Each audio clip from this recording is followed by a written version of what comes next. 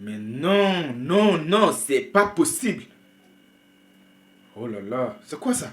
Mais c'est quoi tout ça? Mais c'est intolérable. C'est inacceptable. Comment on peut tolérer ça?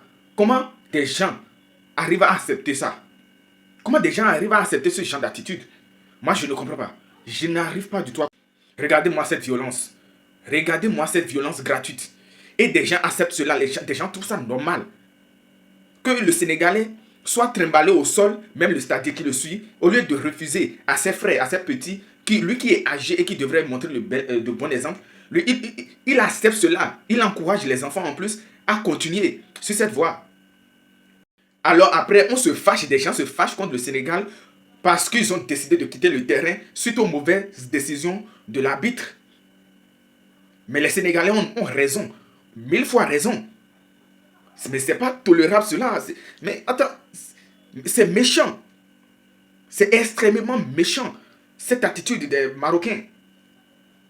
Maintenant, quand la FIFA décide de sanctionner le Sénégal, qu'est-ce que la FIFA et la CAF décident sur ce genre de comportement? Quelle sera leur décision? Normalement, le Sénégal devait porter plainte contre le Maroc également pour ces gestes, ces mauvais gestes anti-sportifs. Moi, je ne comprends pas. C'est inadmissible, franchement. Ouais, bien évidemment, si la sorcellerie ou la magie faisait gagner des matchs, vous imaginez combien de Coupes du Monde et de Cannes le Bénin aurait déjà remporté? Ils vont se cacher derrière la magie ou la sorcellerie. Ils vont se cacher, ils vont se servir de ça pour justifier les mauvaises performances, les mauvais jeux qu'ils font, leurs défaites. Et des gens sont contents, d'accord avec ce genre d'attitude. Moi, je condamne jusqu'à la dernière rigueur ce qui se passe, ce que les Marocains ont fait. Ces gars devraient être sanctionnés.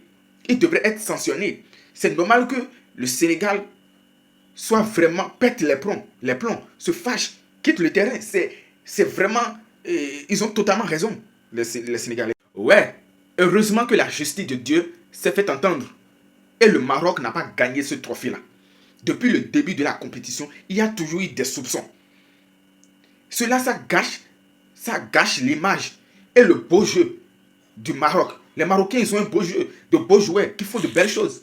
Mais franchement, des individus et l'arbitrage ont gâché la fête pour les Marocains.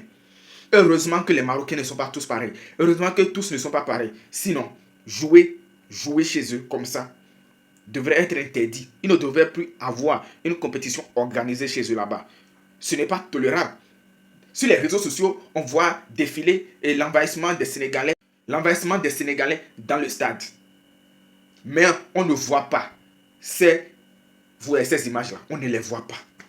On ne les voit pas. C'est pas sérieux. Moi, je condamne ça. C'est mauvais. C'est mauvais pour l'Afrique. C'est mauvais pour le football.